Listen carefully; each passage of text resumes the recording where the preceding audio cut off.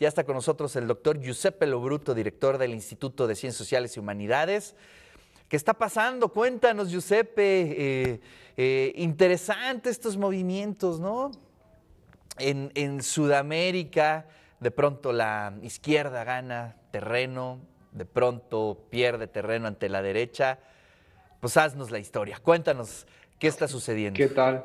¿Qué tal, Ricardo? A ti y a todos los que nos ven en TV WAP. Un gusto, como siempre, estar con ustedes todos los martes.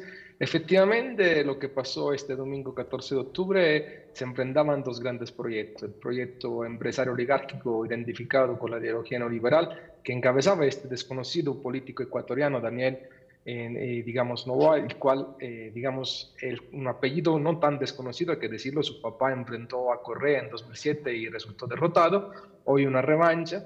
Él es la continuación del proyecto de Lazo y de Lenín Moreno, frente al otro proyecto progresista que encabezaba Luisa González. Pasa prácticamente lo mismo que pasó hace 4 años, cuando el candidato correísta gana en la primera vuelta y luego es derrotado en la segunda vuelta por el mismo porcentaje, 4.4852 más o menos. Pero yo diría que habría que entender digamos, este continuum de la derecha en Ecuador, que solamente será por un año y medio. Recordemos que en 2025 va a haber otra vez elecciones. Esto se da porque Lazo, digamos, dimite para evitar la así llamada muerte cruzada, en el cual se iban a, digamos, a dimitir todos los legisladores y el presidente, y entonces será un periodo presidencial de un año y medio. Pero hay que entender, como decía, esta victoria de la derecha, este continuum de la victoria de la derecha en Ecuador, como algo que está pasando en América Latina, en el cual es un nuevo neoliberalismo que, digamos, es alimentado de esta también ideas libertarias, que, como habíamos en algún momento comentado, es una de las fuerzas teóricas y pragmáticas de programa que tiene Milei, por ejemplo, en Argentina. Creo que es muy importante hacer un análisis sobre Ecuador, sobre todo por la situación política que vive, la situación social, la gran inseguridad que vive este país, que entre 2007 y 2017 fue el país más seguro de América Latina, entre los más seguros, y vive una inseguridad enorme con la presencia de cárteles y, como dice un gran amigo ecuatoriano, el profesor Juan Paz y Niño, al final a cabo son las mafias que siguen en el poder en Ecuador. Oye, a ver, cuéntanos un poquito, sí, un poco el contexto, pero sabemos que siempre hay ciertas narrativas, ¿no? Que se toman con el marketing político, más allá de la ciencia política, sino en el marketing político. ¿Qué es lo que funcionó o lo que le hizo clic a la gente para cambiar su perspectiva? ¿Observas algunas líneas narrativas? ¿Qué es lo que se estuvo diciendo durante las campañas? ¿Qué es lo que sucedió precisamente en esta elección? Yo creo que en Ecuador sigue este continuum de odio al correísmo, de esta gran publicidad que se hace en redes sociales y entre la ciudadanía, de odio a Rafael Correa, un expresidente hoy que vive exiliado en Bruselas, cuyo partido sigue teniendo mucha fuerza, cuya fuerza política hoy, digamos, controla la gran parte de las alcaldías o de las municipalidades de Ecuador, que sin embargo todavía no alcanza llegar a ganar, a rebasar en la primera vuelta este 50% más uno que es necesario para ganar, sin que en una segunda vuelta luego todos los demás partidos se alíen para seguir impulsando, digamos, este proyecto de derecha neoliberal. Hay que recordar también que en Ecuador el candidato Villavicencio, que fue asesinado durante la campaña electoral, permitió este asesinato a darle a un desconocido de la política ecuatoriana, este empresario Daniel Noboa, de llegar a representar este bloque oligárquico que no quiere dejar el poder. Ecuador es un país muy polarizado, te diré. Es un país en el cual o eres correísta o eres anticorreísta. El correísmo, y te diré que casi tiene, solamente el correísmo casi el 50%, llega al 48%. Le falta ese 1.5% para llegar a gobernar directamente a la primera vuelta. También hay una división entre una izquierda, la más pura, que no, digamos, apoya al correísmo, pero yo creo que en el 2025 tiene mucha posibilidad de ganar, porque Ecuador, aunque ha funcionado desde el 2017 hasta hoy, lo que tú decías, este marketing que es el anticorreísmo, sin embargo, yo creo que la situación social, la situación de seguridad es tan endeble que en un año y medio creo que si el correísmo logra, digamos, fortalecer esas dinámicas político-electorales, puede llegar al gobierno. Pero algo que quiero subrayar, querido Ricardo, es que lo que pasa en Ecuador también es resultado de este marketing político, como tú lo llamaste, que en América Latina se nutre de la antipolítica y se nutre de un odio hacia el progresismo que aunado a las ideas libertarias que están, digamos, en boga en todo el mundo, pueden darle a la extrema derecha la posibilidad de impulsar un proyecto que va más allá del neoliberalismo tal cual lo hemos conocido hasta ahora.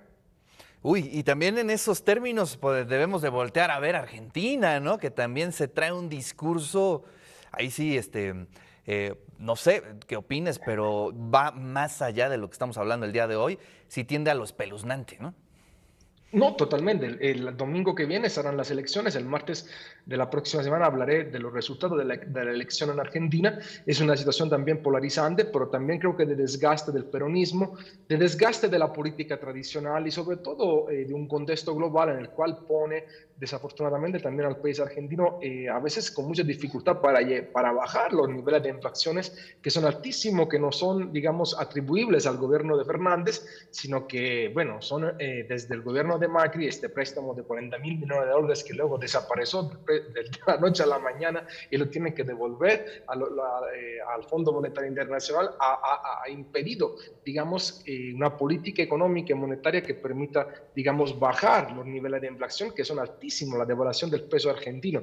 Entonces, creo que vivimos momentos de gran tensión en América Latina, un progresismo muy ya, digamos, consolidado en muchas partes de América Latina, pero donde las ideas libertarias y esta antipolítica, la llamaría yo, asume cada vez más unos rasgos peculiares, a veces espeluznantes, difíciles, autoritarios, que pueden poner en jaque muchas de las conquistas sociales que también hay que decirlo, fueron puestas en tela de juicio y arrebatadas por el COVID, donde aumentó la pobreza de manera, digamos, geométrica, no aritmética, diríamos, los niveles de pobreza en América Latina. Entonces, es interesante ver lo que sucede en el Cono Sur, es interesante ver cómo esa polarización asume rasgos diferentes a lo que normalmente habíamos estado acostumbrados. También hay que entender que hay un fenómeno que es muy importante en toda América Latina, que es el fenómeno del lawfare,